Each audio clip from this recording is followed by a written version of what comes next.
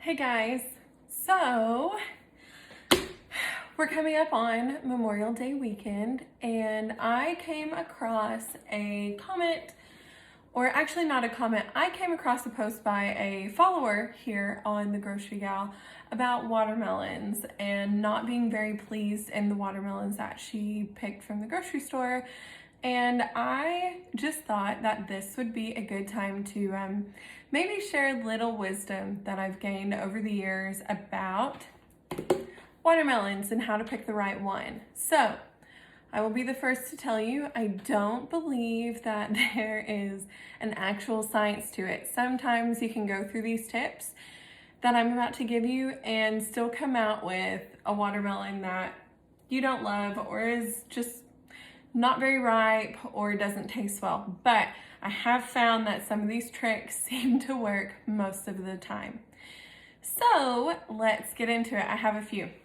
I have two watermelons here, so I could give you an example of what I don't want to pick versus what I do want to pick. So let's jump right on in. The very first thing, I'm sure everybody has heard it, is the sound you make when you thump a watermelon. I don't know if you can hear the difference in that, but it's supposed to sound hollow, or if you knock on them, the more hollow it sounds, supposedly the juicier it is. So that is one trick. I'm not very good at the thump test. It's just not the one that I seem to do the best at. But that is one. We've all heard it, or a lot of us have, especially if you live in this area. Secondly, this tip doesn't work for me in this setting because the watermelon I picked is a different shape. But supposedly, the more round, like a basketball, that your watermelon is, the sweeter it is. Now, I don't know, once again, if this is true, but this is one that I've heard. Versus one that is more like oblong shaped. To me, this one is still pretty round, but compared to this little guy, it's more of an oval rather than a basketball. Supposedly, I don't know this, so no fact checkers come for me, but that a round watermelon is considered a female watermelon and an oval is considered a male. Supposedly, females are sweeter, which, you know, sugar and spice, everything nice. But once again, I don't know on that, but I've heard that plenty. So I've heard it so much that I typically go by that one whenever I'm picking out watermelons, be it for myself or for a customer. But sometimes you get a bin of watermelons in and they're just all the same shape and they're not round, they're more oblong like this one. Now, here are the tricks that I do myself and I think work most of the time. So, on the belly of this watermelon, you can see it's kind of bleached out and you can tell maybe where it had been sitting. So what I have been told is the more yellow this is, that means that watermelon sat there longer, which gave it more chance to become ripened. So I always go by that, and that is the one that I do most of the time. I always like to see which one it has been leaning, because if you can see on this little guy, he doesn't have any yellow spots. So to me, this one was probably picked before it was fully ripe. So my guess, if I'm a shopper just like you are, this guy's probably not as ripe as this guy, who you can tell laid there for quite a long time. The other thing that I look at is the stem. So on this stem, you can see where it's cut. You can't see it very well, but it's more dried out, if that makes sense. Which just tells me that it sat there in the field a little bit longer, had more time to mature, so his stem was more dry when he was cut. This one isn't that way. You can't tell just by looking at it, but just the way it feels, it doesn't feel as dry as this guy's does. So that is why, if I was picking watermelon out of the bin, this is why I would not pick this one versus why I would pick this guy. He's got nice bleach spots where you can tell that he laid, and that to me just means a more mature watermelon. So this is the one that I'm going with, even though this guy is shaped round. So, moment of truth. I am also going to show you how I cut my watermelon. Some people get really fancy and they take all of the rind off and make it into cubes that way. Usually when I'm cutting watermelon, Drew is sitting next to me and he would always love his little triangle slice of watermelon. And so I cut mine the same way that I cut them at the grocery store. We sell them in quarters.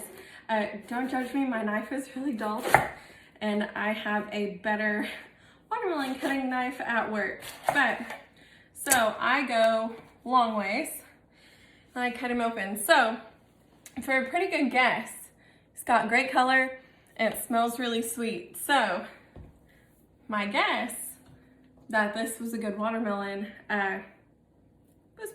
turned out pretty well for me. So after I cut it into halves, then I quarter the watermelon.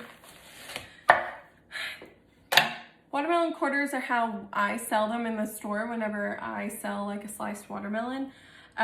We will always, especially if you're wrapping some to save or to transport to a friend, I will always take this a little bit and dull this side, make that edge not nearly as sharp, to wrap it up. So that way it doesn't poke through your saran wrap, or for us, the wrap that we use to seal at work. But if I am just at home cutting, then I will cut into whatever thickness that I like my cubes, and I will make watermelon slices the whole way through.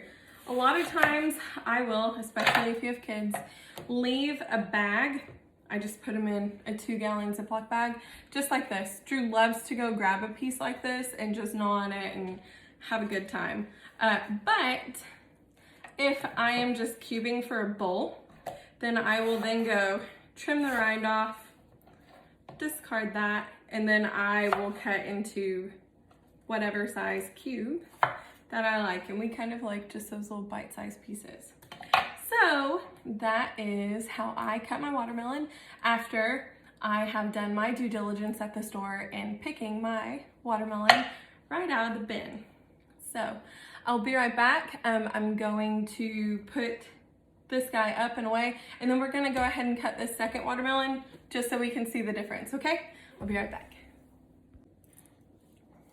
Okay, so I'm back. I just set that other watermelon to the side really quick so we could chop this one and see what we think. Like I said, those methods, which just by cutting it, I can tell this one has a much thicker rind. And while it is red in color, I can tell you it does not have a sweet smell, just like the other one. So this guy could probably have stayed in the field and been ripened a little bit more because it has no smell. And if you love watermelon, you know that the smell of fresh cut watermelon is like the best smell of summer. So this guy, I'm going to guess, if I'm going to cut him and take a bite, is not sweet like the other one. I'm gonna guess that it has very little to no flavor, which happens in an unripened melon, even though its color is good. Like I said, yeah, it has no flavor, none at all.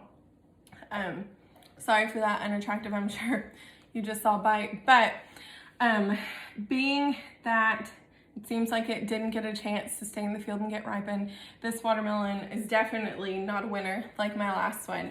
While I was off camera, I snuck a slice and had some, and it for sure is much sweeter than this one is. I'll go off camera real quick and I'll grab a piece.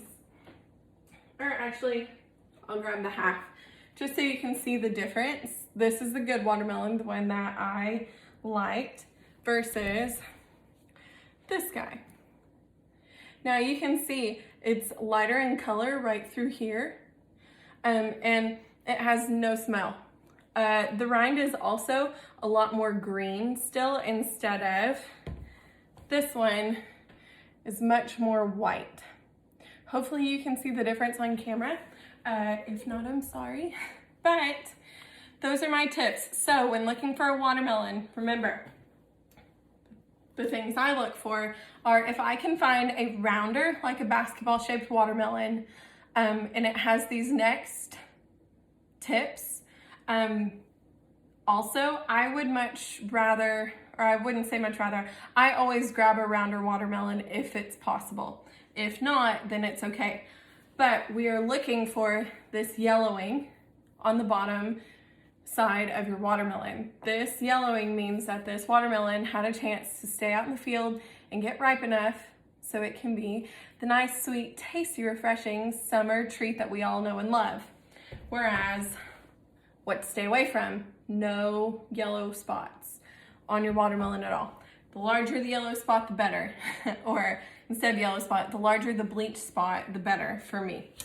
The next part is, if you aren't sure if it's yellow enough on the bottom or you're really not seeing it, you can check the stem. If the stem where it was cut is more dry, then that is a sign that it had plenty of time to ripen in the field before it was cut. If it's still a green stem or it feels like it's not dried out, then that's probably your sign to pick a different watermelon. You can always use the thump test. The more hollow the watermelon sounds, the more juice is inside of it, which means that it's probably riper. So those are the hard and fast rules for picking a watermelon for the summer. I hope this helped. If you have any questions, please leave them in the comments below. And now I'm gonna go chop up some watermelon and surprise Drew for dinner tonight, and probably take some to everybody at work in the morning, because I'm not so sure I can eat all of this by myself. Well, I'll talk to you next time. If you have any more questions about things like that, how to pick some produce, or just suggestions I have from years and years and growing up in a grocery store, just let me know, okay? See you later, guys. Bye.